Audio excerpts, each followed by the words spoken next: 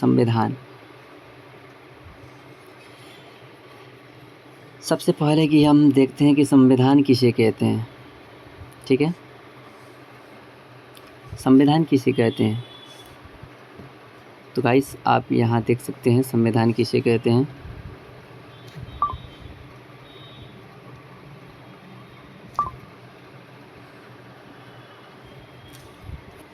यहाँ देखिए गाइस संविधान किसे कहते हैं। सभी के लिए बराबर कानून को संविधान कहते हैं। देश और राज्य का शासन कैसे चलेगा, देश और राज्य का शासन कैसे चलेगा और जिस किताब को इसको चलाने के लिए तैयार किया जाता है उसे भारतीय संविधान कहते हैं। क्या कहते हैं गाइस? भारतीय संविधान कहते हैं।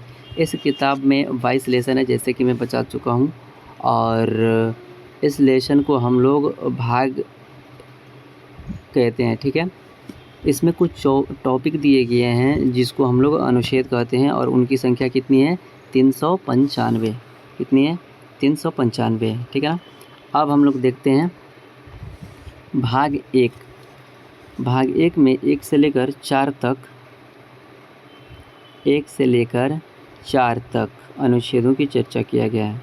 और भाग 1 में क्या है? संघ और राज्य क्षेत्र, यूनियन एंड इट्स टेरिटरी। ठीक है ना, तो पहला देखते हैं क्या है। अनुच्छेद 1 अर्थात भारत अर्थात इंडिया राज्यों का संघ है। India that is Bharat shall be a union of state, अर्थात इसके राज्य कभी भी टूटकर अलग नहीं हो सकते हैं। वाह गाइस, आप सभी देख सकते हैं भारतीय संविधान का जो पहला अनुच्छेद है वह कहता है कि भारत राज्यों का संघ है। यूनियन यानी कोई भी राज्य एक बार भारत में मिल गया वह कभी भी भारत से अलग नहीं हो सकता है। तो देखिए राज्य तीन प्रकार के संघ 3 प्रकार के होता है। एक होता है कन्फेडरेशन, एक होता है फेडरेशन और तीसरा होता है यूनियन। तीनों के बारे में हम लोग चर्चा करेंगे। तो फर्स्ट ऑफ ऑल क्या है, पहला क्या है, आप सभी देखिए। पहला है कन्फेडरेशन। क्या है पहला? कन्फेडरेशन, परिसंघ। परिसंघ उसे कहते हैं जिसमें छोटे छोटे राज्य आपस में जुड़कर और अपनी थोड़ी थोड़ी शक्तियाँ केंद्र सरकार को देकर एक देश का निर्माण करती है। ठीक है ना, और निर्माण करती है, वही परिसंघ है। परिसंघ बहुत कमज़ोर होता है, इससे कोई भी देश आसानी से अलग हो जाता है। इसका उदाहरण कौन सा ऐसा मतलब कि संगठन है या देश है जो आसानी से किसी संगठन से अलग हो सकता है? तो वो है सार्क, आसियान। ये सारे के सारे जितने भी संगठन, इसमें से कोई भी देश आसानी से हो सकता है। तो इसको हम लोग कह सकते हैं यह परिसंघ का उदाहरण है, कन्फेडरेशन। हम लोग क्या पढ़ रहे हैं कि भारतीय संविधान के अनुच्छेद 1 में है भारत राज्यों का संघ है, और संघ 3 प्रकार का होता है। एक होता है कन्फेडरेशन यानी कि परिसंघ, एक होता है फेडरेशन, इसको संघ कहते हैं, एक होता है यूनियन, इसको भी संघ कहते हैं। तो आज हम देखते हैं फेडरेशन। ठीक है ना, फेडरेशन क्या है? फेडरेशन क्या है? देखो ये जो होता है ना, राज्य मिलकर एक देश का निर्माण करता है। क्या? एक मतलब कि छोटे छोटे राज्य मिलकर एक देश का, छोटे यानी कि छोटा नहीं, मतलब कि बड़ा होता है ना। तो राज्य मिलकर एक देश का निर्माण करते हैं, और राज्य अपनी कुछ शक्तियाँ देश को दे देता है, और देश को कहता है कि आप इन शक्तियों का प्रयोग करें। इससे भी कोई भी राज्य अलग हो सकता है। इसका उदाहरण है अमेरिका। जैसे कि हम जानते हैं कि अमेरिका में 50 राज्य है, वहाँ पर दोहरी नागरिकता है, यानी व्यक्ति देश का भी नागरिक है और राज्य का भी नागरिक है, तो वह आसानी से टूट सकता है। लेकिन जो भारतीय संविधान के अनुच्छेद 1 में चर्चा की गई है वह है यूनियन, यानी कि इससे राज्य कभी भी अलग नहीं हो सकता है, यानी कि इधर आने का जाने का नहीं। ठीक है ना गाइस। तो नेक्स्ट हम लोग बढ़ते हैं अनुच्छेद 2। क्या नेक्स्ट हम लोग किस चीज़ का बात करेंगे?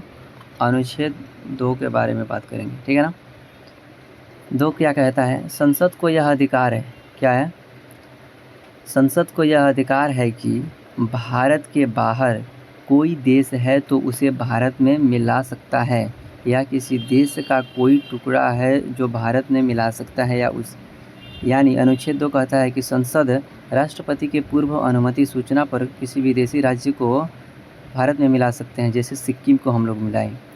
देखो अनुच्छेद 2 बहुत ही अच्छा है। क्या कहता है ये अनुच्छेद 2 कि भारत से बाहर कोई भी विदेशी देश हो या राज्य का छोटा सा टुकड़ा हो, उसे संसद राष्ट्रपति को सूचना देकर भारत में मिला सकता है। ठीक है ना। इसका उदाहरण कैसे, क्या कभी भारत ऐसे किया है? बिल्कुल किया है।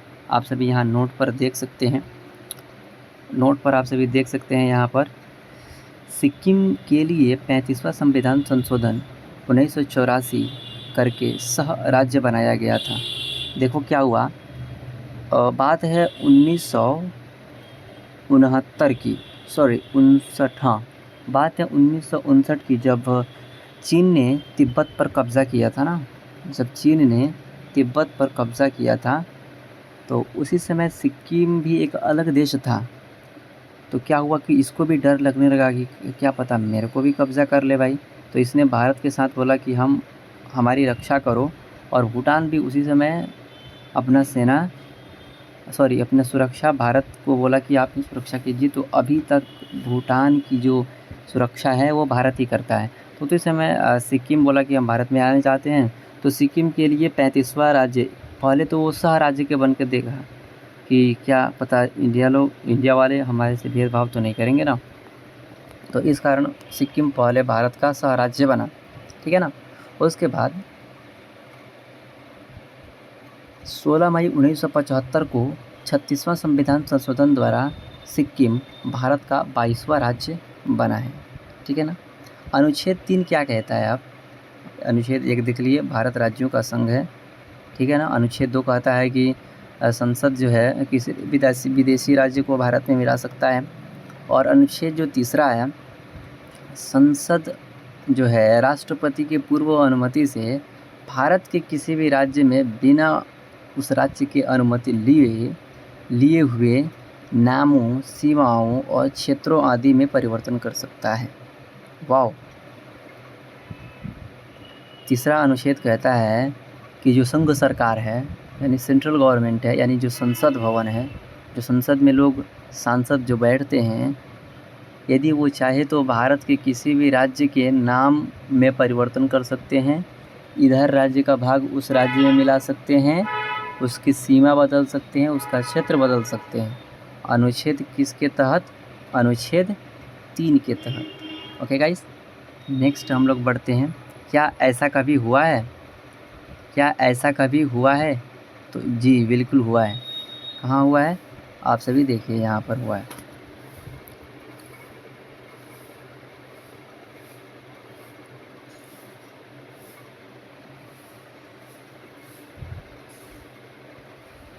यहाँ पर हुआ है। पहला क्या है?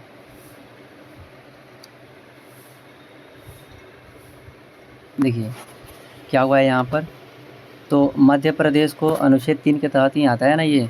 मध्य प्रदेश को आपका छत्तीसगढ़ अलग हुआ 1 नवंबर, मध्य प्रदेश से छत्तीसगढ़ अलग हुआ 1 नवंबर 2000 को। उत्तर प्रदेश है या उत्तराखंड अलग हुआ है 9 नवंबर 2000। और फिर से बिहार से जो झारखंड अलग हुआ, ये कब हुआ? 15 नवंबर को। फिर आंध्र प्रदेश से जो तेलंगाना अलग हुआ है, ये सारे के सारे अनुच्छेद किस में हैं? आपके 3 के तहत हुए हैं। ठीक है ना। तेलंगाना कब अलग हुआ आंध्र प्रदेश से? 2 जून 2014 को। कहा जाए तो सबसे जो नया राज्य बना वह तेलंगाना ही है। ठीक है ना। अनुच्छेद 4 समझिए, बहुत ही इम्पोर्टेंट है अनुच्छेद 4। आप सभी देख सकते हैं अनुच्छेद 4 क्या कहता है। जब संसद अनुच्छेद 2 और 3 का प्रयोग करेगी, यानी किसी विदेशी राज्य को मिलाएगी, या अनुच्छेद 3 का प्रयोग करके यानी किसी राज्य को तोड़ेगी, तो उसके लिए राष्ट्रपति से किसी विशेष अनुमति की ज़रूरत नहीं है, क्योंकि इसे अनुच्छेद 368 के बाहर रखा गया है। जिसको अनुच्छेद 368 में रख दिया जाता है उसमें राष्ट्रपति का हस्ताक्षर जरूरी होता है। देखिए 368 में संविधान संशोधन की प्रक्रिया है, यानी कि जब भी संविधान संशोधन होगा तो उसमें राष्ट्रपति का हस्ताक्षर जरूरी होता है। लेकिन जब भी विदेशी राज्य को संसद भारत में मिलाएगी और आंतरिक राज्यों में तोड़ फोड़ करके इधर से उधर करके नामों में जब परिवर्तन करेगी, तब राष्ट्रपति इसमें अपना कुछ चूचा नहीं कर सकते हैं, यानी उनको हस्ताक्षर करना ही होगा। ठीक है गाइस, तो हम लोगों ने अभी देखा कि भारतीय संविधान में 395 मूल रूप से अनुच्छेद है, 22 भाग है और 12 अनुसूचियाँ है। तो उसी 22 भाग में आज हम लोग ने एक भाग को देखा जिसमें संघ और राज्य की चर्चा की गई है। इसमें 4 अनुच्छेद है। कौन कौन से? पहला अनुच्छेद, दूसरा, तीसरा, चौथा। ठीक है ना। पहला में क्या है? तो भारत राज्यों का संघ है, यानी इंडिया दैट इज़ भारत। ठीक है ना। और shall be state of union. ठीक है। यूनियन मतलब क्या होता है? जो कभी नहीं टूटता है। ठीक है ना। तो भारत राज्यों का संघ है। दूसरा अनुच्छेद में क्या है? तो भारत किसी भी विदेशी राज्य को भारत में मिला सकता है। अनुच्छेद 3 क्या कहता है? कि भारत के आंतरिक राज्यों में संसद राष्ट्रपति की अनुमति से बिना राज्य से पूछे भारत के सीमाओं में परिवर्तन, भारत के नामों में परिवर्तन और भारत के अंदर जो राज्य हैं उनके सीमाओं नामों में परिवर्तन कर सकता है। अनुच्छेद 4 क्या कहता है? जब संसद अनुच्छेद 2 और 3 का प्रयोग करेगी तो राष्ट्रपति का इसमें हस्तक्षेप नहीं करेंगे। ठीक है, यानी कि अनुच्छेद 368 से बाहर रखा गया है इसको। अब थोड़ा हम देखते हैं अखंड भारत। क्या देखेंगे अभी हम लोग? अखंड भारत देखेंगे।